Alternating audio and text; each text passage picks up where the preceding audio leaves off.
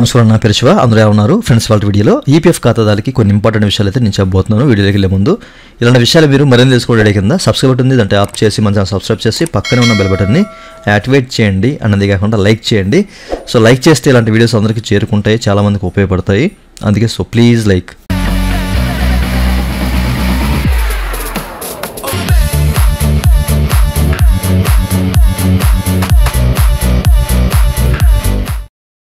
ఇక టాపిక్ని స్టార్ట్ చేసే ముందు ఈపీఎఫ్ సంబంధించినటువంటి క్వైరీ సర్వీస్ కావాలంటే పెయిడ్ సర్వీసులు ఉన్నాయి, నన్ను అయితే కాంటాక్ట్ అవ్వచ్చు. నా వాట్సాప్ నెంబర్ వీడియో కింద మీకు డిస్క్రిప్షన్లో ప్రొవైడ్ చేశాను. నన్ను వాట్సాప్ ద్వారా మాత్రమే మీరైతే కాంటాక్ట్ అవ్వచ్చు, ఓకేనా? అయితే ఈ వీడియోలో ముఖ్యంగా డీలింగ్ సంబంధించిన చాలామంది చాలా క్వైరీస్ అయితే అడుగుతున్నారు అనమాట. రిపీటెడ్గా అడుగుతున్న క్వైరీస్ గురించి మీకు క్లియర్గా ఈ వీడియోలో చెప్పబోతున్నాను, ఓకేనా? అయితే ముందుగా మీరు ఇక్కడ చూడొచ్చండి సర్వీస్ హిస్టరీ అనమాట.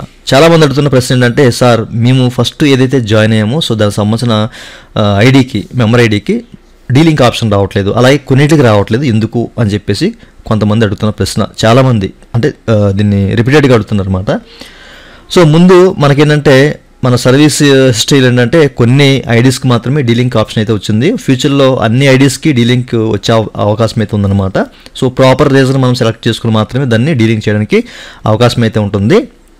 ఇంకా మనకి టెస్టింగ్ స్టేజ్లో ఉంది కాబట్టి కొంచెం వెయిట్ చేయండి, టైం పడుతుంది, అన్నిటికీ వచ్చే అవకాశం అయితే ఉంది. ప్రస్తుతం మనకి ఫస్ట్ మెంబర్ ఐడి ఏదైతే ఉందో దానికి ఎందుకు రావట్లేదు అంటే, సో ఎప్పుడైనా మన యూఎన్ నెంబర్ జనరేట్ అయిందంటే, సో ఫస్ట్ ఆఫ్ ఆల్ ఏంటంటే ఏదైనా ఎస్టాబ్లిష్మెంట్ ఐడి క్రియేట్ అవ్వాలి, అప్పుడు మాత్రమే యూఎన్ నెంబర్ జనరేట్ అవుతుంది. కాబట్టి ఆ ఫస్ట్ మెంబర్ ఐడి ఏదైతే ఉందో సో దానికి మ్యాక్సిమం ఒక 70% మెంబర్స్కి ఫస్ట్ మెంబర్ ఐడికి డీలింక్ ఆప్షన్ రావట్లేదు. కొంతమందికి 30% మెంబర్స్కి వస్తుంది, ఓకే?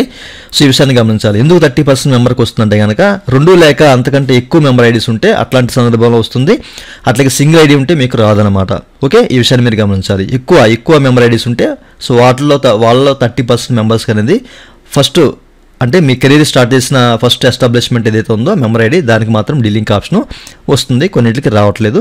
ఫ్యూచర్లో అన్నిటికీ వస్తుంది, బట్ మీరు వెయిట్ చేయాలి. ప్రాపర్ రీజన్ మనం సెలెక్ట్ చేసుకొని అప్పుడు మాత్రమే డీలింగ్ చేసే అవకాశం అయితే ఉంటుందన్నమాట. ఇంకా మరిన్ని రీజన్స్ అనేవి ఈపీఎఫ్ వారు యాడ్ చేయాలి, ఓకేనా? సో వెయిట్ చేయండి.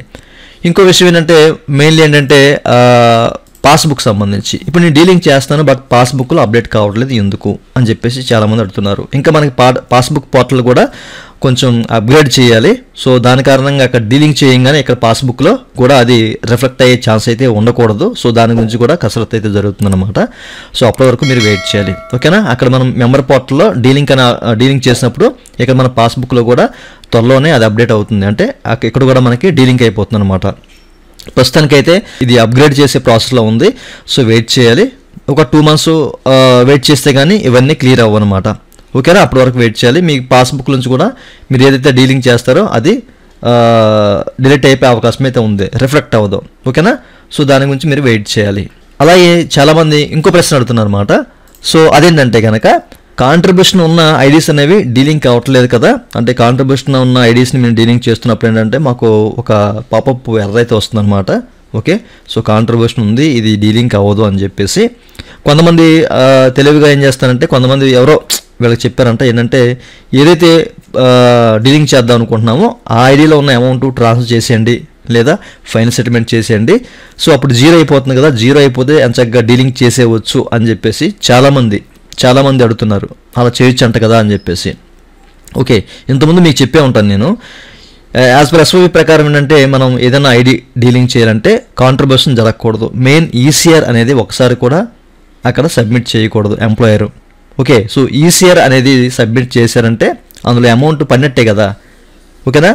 అందులో అమౌంట్ ఉన్నా లేకపోయినా మీరు ట్రాన్స్ఫర్ చేసినా ఫైన్ సెటిల్మెంట్ చేసినా ఈసీఆర్ అనేది వన్స్ సబ్మిట్ అయిందంటే కనుక ఆ పర్టికులర్ మెంబర్ ఐడికి మీరు దాని నుంచి డీలింగ్ అయితే చేయలేరు, ఓకే? సో ఫస్ట్ రోజు అయ్యాయి కొన్ని డీలింగ్స్ అనేవి. ఈ 2 months బిలో సర్వీస్ ఉన్నాయి, కాంట్రిబ్యూషన్ ఉన్నా కానీ. సో మరి ప్రజెంట్ అయితే అవ్వట్లేదు, గ్లిచ్ ఉందా లేకపోతే ఏమైనా ఫ్యూచర్లో ఒక 2 weeks తర్వాత ఏదైనా అప్డేట్ ఇస్తారా? రెండో ఆప్షన్ ద్వారా ఏది అంటే మనకు ఆఫర్ వచ్చి మనం వదిలేసి అక్కడ జాయిన్ అవ్వకుండా బయటకు వచ్చి ఎగ్జిట్ అయిపోయి, సో అట్లాంటి సందర్భంలో ఆ 2 ఆప్షన్ ద్వారా మనకి డీలింగ్ అనేది వచ్చే అవకాశం అయితే ఉంది. అప్పటి వరకు మీరు వెయిట్ చేయండి, ఓకేనా? ఎందుకంటే ఇంటెన్షనల్గా కొంతమంది ఎంప్లాయీస్ అనేవాళ్ళు ఎంతో కొంత అమౌంట్ వేసేసి ఉంటారు కదా, సో అలాంటి సందర్భంలో వాటిని మనం డిలీట్ చేసేందుకు అవకాశం ఉండదన్నమాట. అంటే కాంట్రిబ్యూషన్ జరుగుతుంది, ఈసీఆర్ సబ్మిట్ చేస్తారు కాబట్టి, ఓకే. సో అలాంటివి కూడా తీసేసే అవకాశం అయితే ఉంది. అప్పటి వరకు మనం వెయిట్ చేయాలి. ఓకే. సో అలాంటి ఆప్షన్ అంటే థర్డ్ ఆప్షన్ కూడా వచ్చే అవకాశం అయితే ఉంది. బట్ ఆ థర్డ్ ఆప్షన్ అనేది సో ఏ సర్వీస్ వాళ్ళకి బిఫోర్ 1 year సర్వీస్ వాళ్ళకి ఇస్తారా, బిఫోర్ 6 months సర్వీస్ వాళ్ళకి ఇస్తారా అనేది మరి వెయిట్ చేయాలి. సో అప్పటి వరకు మీరు నా ఛానల్ అయితే ఫాలో అవ్వండి. ఎట్లాంటి అప్డేట్ వచ్చినా కానీ మీకు తెలియపరుస్తాను. ఓకే. ఇంకా ఇది మనకి టెస్టింగ్ స్టేజ్లో ఉంది కాబట్టి ఇంకా మనకి ఫుల్ ఫ్లెడ్జ్డ్గా రాలేదు. సో చూద్దాం. ఓకే. ఇంకా మీకు ఏదైనా డౌట్స్ ఉంటే కనుక కామెంట్లో కామెంట్ చేయండి. సో దాని ప్రకారం మీకు వీడియోస్ కూడా చేయడం జరుగుతుంది అనమాట. చూసారు కదా, ఇదే వాళ్ళ వీడియో. ఈ వీడియో మీకు నచ్చితే కింద లైక్ ఉంటుంది, లైక్ చేసి మనం సపోర్ట్ చేయండి. అలాగే ఇలాంటి విషయాలు మీరు మన తెలుసుకోవడం కింద సబ్స్క్రైబ్ బటన్ ఉంది, దాన్ని ట్యాప్ చేసి మనం సబ్స్క్రైబ్ చేసి పక్కనే ఉన్న బెల్ బటన్ యాక్టివేట్ చేయండి. Thank you for watching and జై హింద్.